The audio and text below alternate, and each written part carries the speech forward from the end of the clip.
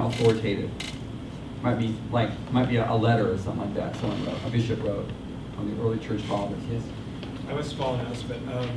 We have made lunch arrangements, so inshallah around 12:31 we'll have lunch.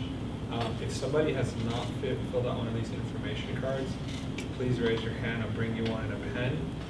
We'd like everyone that was here, so that we know that you're here, so that the second, third program we can contact you inshallah and let you know. Just put your hands up and keep them up for a moment, please. So, But for what? for our next program. So, and also there was like a small like registration fee type thing. We kept that because we wanted to kind of help out with some of the costs, and also you do a free program. Honestly, a lot of times people just don't take it seriously. So, if you all have made that donation or that payment, that's great. If you had it and you'd still like to for any amount, that would be great. And if for some reason you just have a little bit of hardship for your student or whatever, then that's okay too. So anybody can contact me or Taj anytime during the program, and we'll make that arrangement. Okay. Let me get this card. I have a question, sir. Go ahead. You mentioned the hadith are supposed to be manawi, that is the Majority are most- manawi. and the Quran is mostly all of Quran it is is lafzi. What about hadith al-Qudsi? What's the Hadith al-Qudsi can be, like any hadith in that rubric of hadith, not Quranic text, but hadith falls under the same thing. They have varying degrees of authenticity according to our standards of classification, and therefore they fall under the same thing. And so I have to look into that, like which, if any, of our hadith Qudsi are considered tawatur, and then of those which are considered, lafzi, and which are manawi. And so I would assume, though, from my knowledge when I read, and I have, this collection of hadith Qudsi. When you look at the hadith Qudsi, the ones like that are topical, like the same basic narration, you get a lot of you get variations in the story. So it's clearly coming off that just by evidently reading it, that they are mostly lafzi.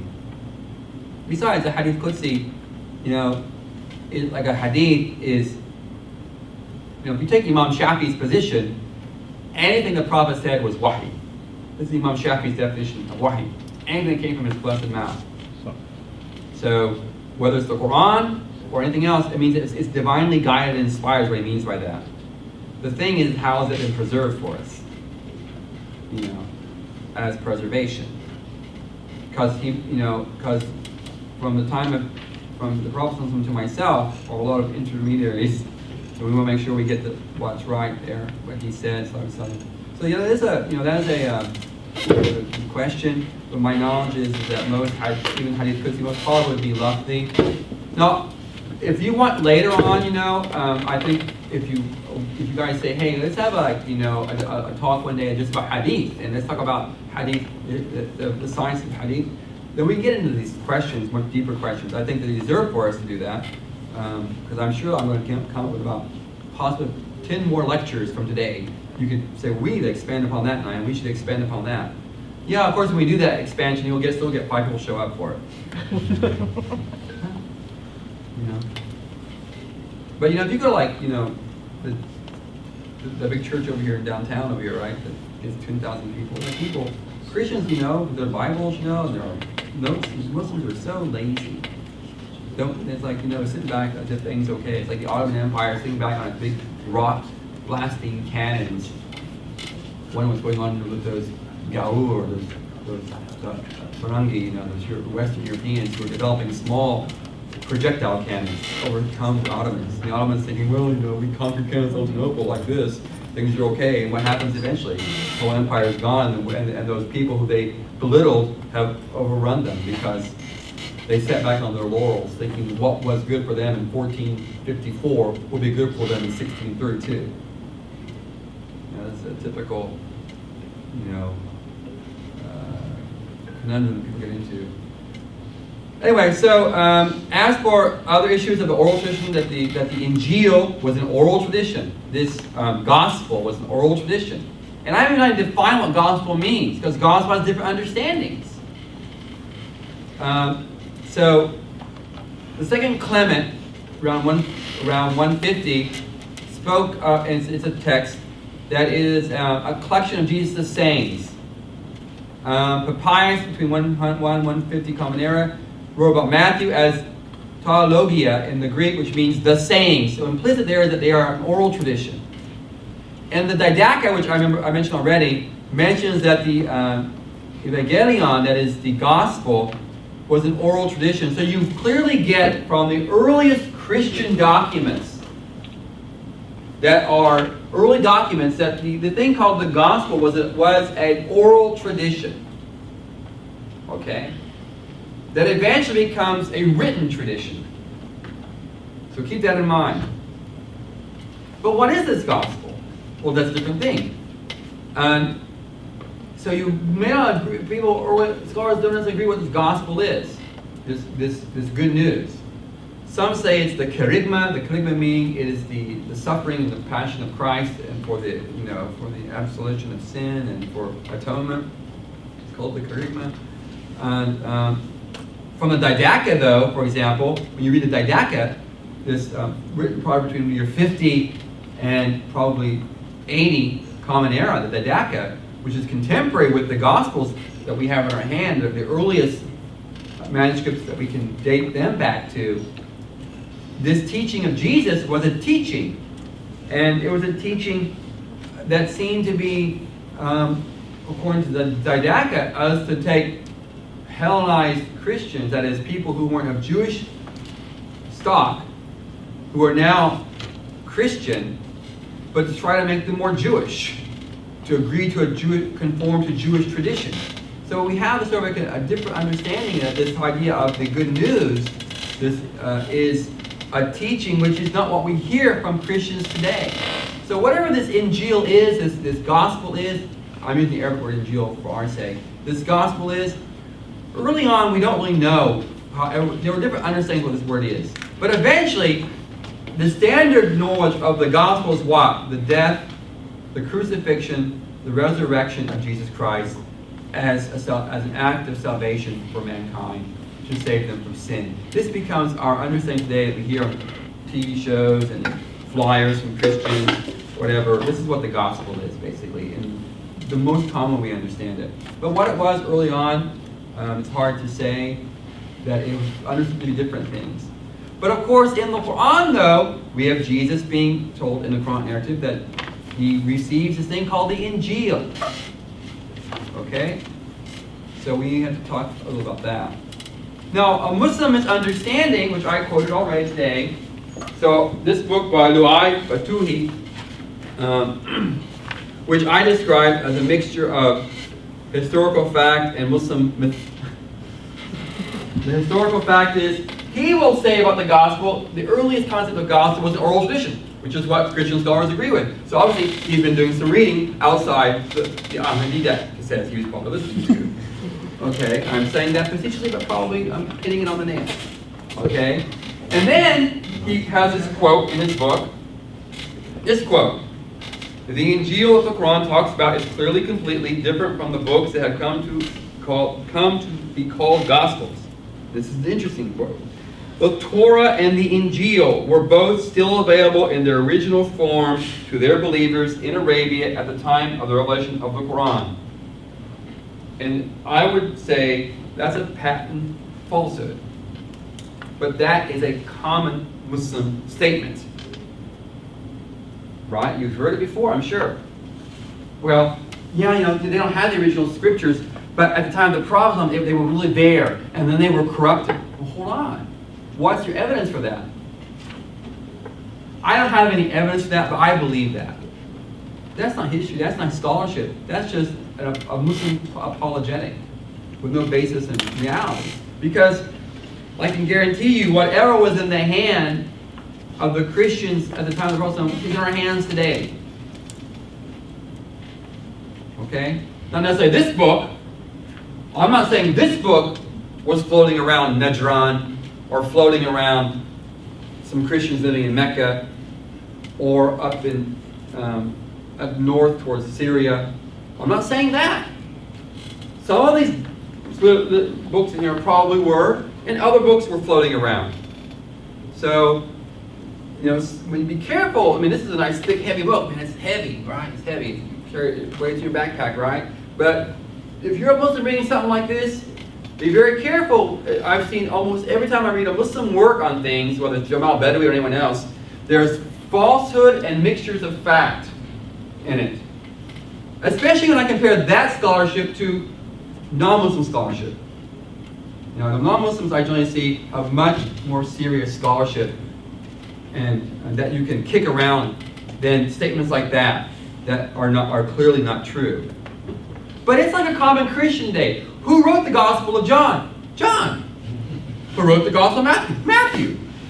So a lot of common Christians believe that, but we obviously know if they go talk to their minister who studied at some biblical seminary, he'll tell you, no, we don't know who their authors were. Those are just names penned on them.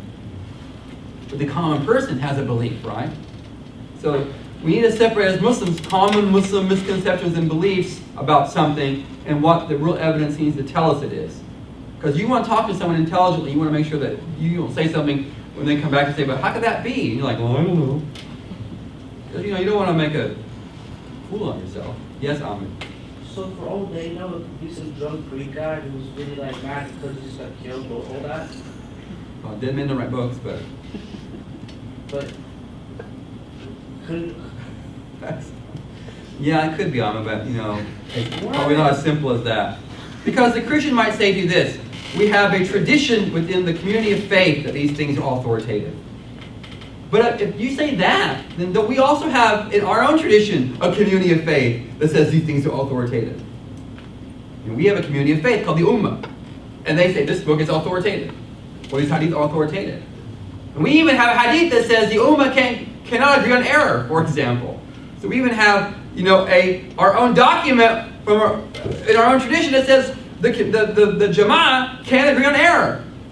And even you don't have that in your tradition, you don't even have a quote like that, I mean, you may believe that the community, it's a communal activity, but that's also sort of deceptive, because that goes back to the idea that the historical evidence is that there were many expressions of Christianity and different beliefs. There was no monochromatic thing out there. But you see in early Islam, there really was pretty much a monochromatic thing. And the earliest, even the companions, pick up on deviant beliefs quickly, like the Qadriyah. People deny the Qadr, for example. These are quickly picked up on in our own tradition as being outside proper realm of belief. Okay, so that's another discussion. Am I boring you all? An idea then of the Quran as Busha, I'll get that. Hopefully, remind me to get that a little bit later. That was put up here, but I don't want to put it up. Okay. Well, then what did Jesus speak? Well, what did he speak? Well, the first thing is he probably spoke very strong. He spoke Aramaic. Why? Because we actually have these statements in the Gospels of these Aramaic phrases. These are Aramaic phrases stuck into Greek text. Eli, Eli, lama sabachthani, talitha, umi, and ifata. Now, this is what they mean. Eli, Eli means my God, like ilahi, ilahi in Arabic. Limada, lamma, limada, sabaqthani. Why have you to forsake me, ni? Very Arabic sounding, right? Talitha means little girl. How do you say to a girl in Arabic to get up?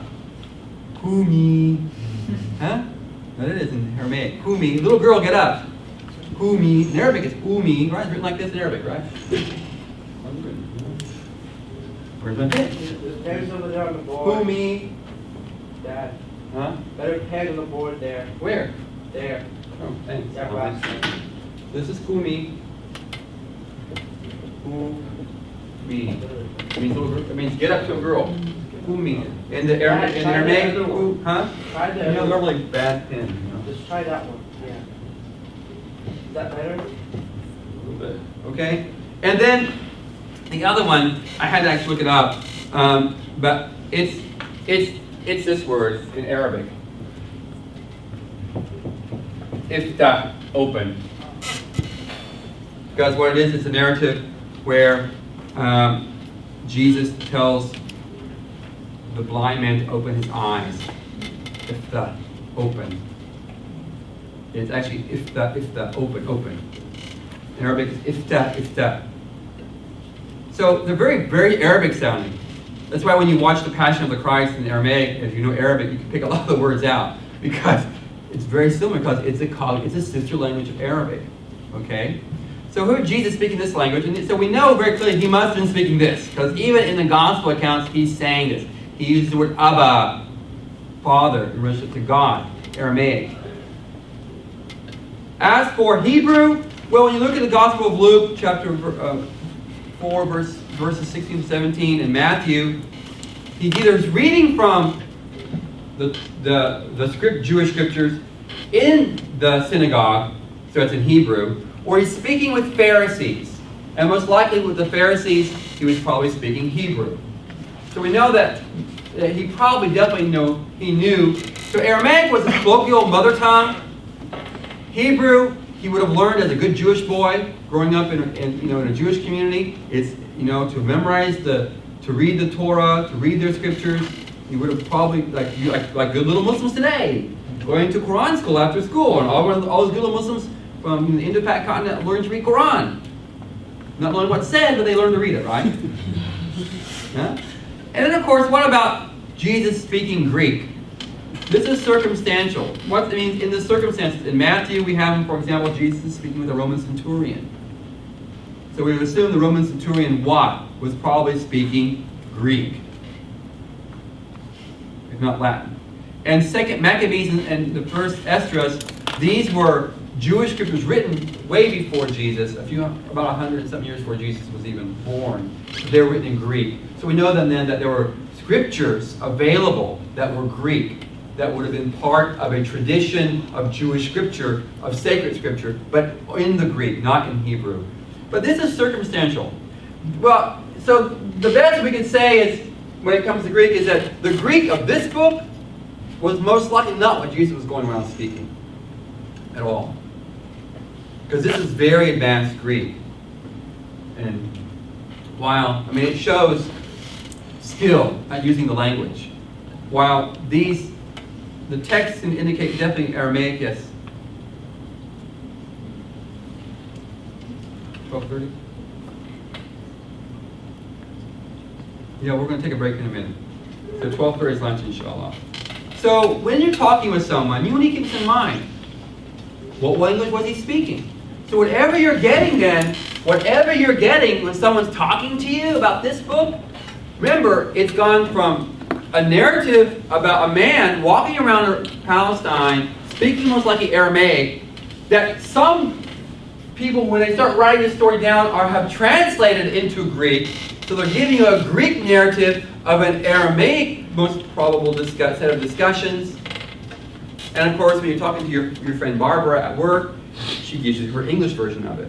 So we're really sort of, stepping away from what he really said. And for a Muslim, we want to know what he said. I don't care. When someone quotes a hadith from Sahih Bukhari, he says, I don't know, we're reading the hadith here, open it up. And so in another narration, the Prophet said, and so stand up and announce, no one in paradise but a believer. I don't care. Well, what words did he use? Kum ya fulan. فَأَذِنْ أَنْهُ لَا يَدْخُلَ جَنَّةِ إِلَّا مُؤْمِنٌ. I want to know what he actually said. I do. Because it's those words that came from his lips that we're going to look at to try to get meaning from. Not, Muslim Khan's translation of it. So like any translator, he's probably going to have a bias. So at least we have the original. That's fair game for me. And so that's the positive thing for the Muslim. And another thing, which I don't mention here for you all, is that we still have the Arabic. We still have the Arabic of the year 632. And that's the Arabic you learn. It's been preserved for us. Unlike no one, not even in Greece, people don't go around today speaking biblical Greek in Greece. And no one really speaks the Aramaic of the time of the first century. What Aramaic has survived, like any language, has gone through its own changes in history, just like English. But the Arabic, which we have, and I think it's that is to me one of the miracles of the Quran, is that the language in which that prophet spoke survives intact. That's good, because any bloke like me, some convert, can come along and learn Arabic and have access to that text which has survived for this many centuries. That's good for me. And it's not like I have to go to some seminary to learn like biblical Greek and no one ever speaks it. I can still learn it as a living language. Doesn't mean everyone speaks it that way, but they all mostly learn it that way. And of course, they walk outside of the school and they all end up speaking something else or corrupting it. But that's good for us. And that's a positive thing for me as a Muslim. I'm glad I got that. Alhamdulillah. Anything else you want to mention about that before we take a quick break? When I say quick break, I mean like go out and get yourself something to eat. It's about 11 o'clock. Can I finish at 11 o'clock? You guys take a break then? Is that all right? Okay. So then I have here, what about the Arabic narrative of non-Arabic peoples mentioned in the Quran? Okay, so this to me is our point of discussion. Okay, I can talk all I want about this not being in the original language, okay, in my hand. Okay, and a Muslim harps on about that. But let's also understand is that look at this verse up here. Alif Lam Ra, تلك آيات الكتاب المبين إنا أنزلناه قرآنا عربيا لعلكم تعقلون نحن نقص عليك أحسن القصص. Allah says, Alif Lam Ra, these are the signs of the clear book. Indeed, we have sent it down, Quran Arabian, an Arabic lecture, لعلكم تعقلون, that you, right? That all of you, the community, will understand, comprehend. Nahnu, we narrate to you, O Muhammad, the best of narratives. Get this now. Understand that Jesus didn't speak Arabic, and Moses didn't speak Arabic, and Pharaoh didn't speak Arabic, and Abraham didn't speak Arabic. Okay? So when we have a narrative of all these prophets and people in the Quran, none of them spoke Arabic unless it was Zayd or Zaynab or Muhammad mentioned in the Quran. No one else spoke Arabic. But this is what we have to understand. This is what we stand on a different platform. We don't stand on a platform of narrative like this, of historical documents that were penned by men or women, unknown authorship, where it is a narrative, in a sense, as a set of documents that are trying to convey a story that reaches people. We have the Quran speaking to us, where God gives us a direct narrative. So Allah says, "Nahnu naqusu," we narrate. This is God's version of history. And when it comes to the qasas, the narratives of prophets in the Quran, understand that. Whatever language Moses and Pharaoh were having their conversations with, God now in the Quran is giving us His narrative of it to the Arabic language. God is the translator. When Jesus speaks, Allahumma Rabbi, anzil alayna, O God, my Lord, send down upon us, that's God's narration in the Arabic language of a supplication of Jesus, was not made in Arabic. So we're talking about a different type of narrative in the Quran. Understand this. This is very important. I think it's important for us to understand this. When you want to talk about how you call this a narrative of this, I open it up, and I read here, then Judas said, "But Lord, why do you intend to show yourself to us and not to the world?" Jesus replied, "If anyone loves me, he will obey my teaching." This is like hadith. Understand that. This is like that. Hadith and the Bible are, to me, the same kind of text. But Quran is totally different. The only way the Quran is like this, in that same measure, is when we talk about it as a preserved document. That what came from his lips and then was written down and transmitted to us and preserved, that's when you start measuring them out. But what came from his mouth is not this, in the same level. What came from his blessed mouth is this naqusu alayk, we narrate to you. And that's important for us to understand. Because when God is telling a story here, in the Quranic total narrative, it's God telling us one story, basically. Remember, a Muslim belief is this, on theological. God's word is one word. His attributes are one. So when we speak of divine speech, even when we speak of this as divine speech, God doesn't speak Arabic at the end of the day. God's not an Arab. God, theologically, doesn't speak in phrases, in letters, in sounds. That's the theological position of a Muslim. God isn't like his creation. That's a fundamental Muslim belief, which we'll get to. So when God speaks to us, he doesn't speak to us through letters. But what we get are the letters and the sounds. I should say this correctly. God speaks, but God's real eternal speech is not sound and letters and pauses. If I use contemporary Muslim scholars' bad metaphor, in the mind of God, God doesn't go around saying, Alif, Lam, Ra, Tilka, Ayat, in the mind of God. In the mind of God, quote unquote, I use that very mind of God, there are no Alif, Lams, and Ras. There's one eternal speech. We call that Kalam Allah. What it is, I don't know. I don't know what it is. Okay.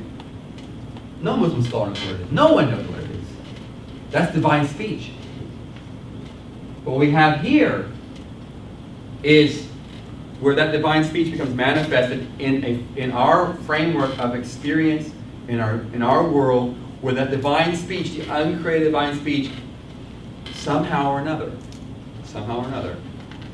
is manifested in human language. Okay, and those are letters and sounds. Alif, Lam, Ra, pause. Tilka, Ayat, pause. And it's God's narrative to us. It's a qissa, a narrative from God. It's a hadith from God. It's speech from God. And so we see that differently. So when God gives us the narration of Moses scattered throughout the Quran, it's really one story. But when God gives us, it's also an instructive story. So it's not just like the Muslims would say, when we talk about Muslims giving us, for example, talking about the history of the prophets. They read the Quranic text, it's a history book. Like, this was a history book where we go back in time and find a really old copy of the Annales, or something, like the Odyssey by Homer. We find a really old copy that can be carbon dated to the year 4 Common Era. And then we say, well, this is a narrative like that. No. See, this is not what we Muslims do that. We take this history of the prophets or something as if this was history, in a sense, as if the books in this are documented history of early Christianity as surviving artifacts. This is not an artifact from the time of Moses. This is an artifact from the year 632. Understand that. They may be artifacts from the 1st century Common Era, and representative of something that was being spoken of and narrated amongst peoples in the 1st century Common Era. Okay? This isn't. When God speaks of Abraham, it's his story to us. It's history, but it's a different type of history. It's not a history as a historian tells history. It's a narration from God. So God says, what? We narrate to you. It's a qissa. It's a narration. Keep that in mind. A lot of Muslims don't think this at all. Have you ever thought of that before like that? Who's thought of that before? Raise your hand. She's thought about it. And are you thinking about it? Most of us don't think of it like that. We don't think of it that way.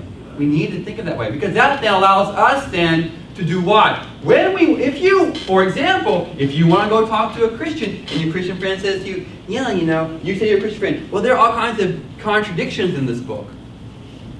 Then they'll say, well, in this narrative of Moses, there are different versions of it within the Quran text too. That's where then your understanding of divine narrative obviates the idea of contradiction. Because God isn't giving us a history report here.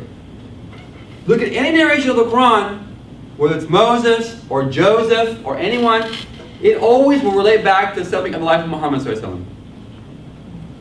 It's as if the Prophet Muhammad himself is being reflected in his own personal experiences among the Quraysh, with the Ansar, etc., etc., through the narrative of the Anbiya before him. So God not only gives us history of the past, true narrative, I'll say that, He also uses it to do what? To explain and give commentary to the community of faith on their current situation in relationship to their own prophet, in their own situation. Understand that. So it has this multi-layered reality to it. And that's how we should see the Quran. I believe we should see that theologically, from a faith position, as believers. Whether you want to accept it as something else, that's a different reason. You can do something else. So keep that in mind. This idea of this type of narrative.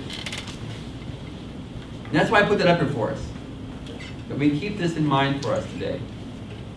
Okay, that makes our endeavors a little bit different. Okay, so I'm going to take a quick pause. It's 11:01, so take a quick break, have yourself a tea. Poet. And really have his own intrigues because he is, this one quote is to Al-Harith al-Numa ibn al-Mundhir, and then the other one is towards Amr ibn al-Harith al-Asghar, who's Ghassanid. So he apparently has some falling out with one group, and then he moves to the Ghassanid region in northern Arabia, and he ends up there as a poet, making money.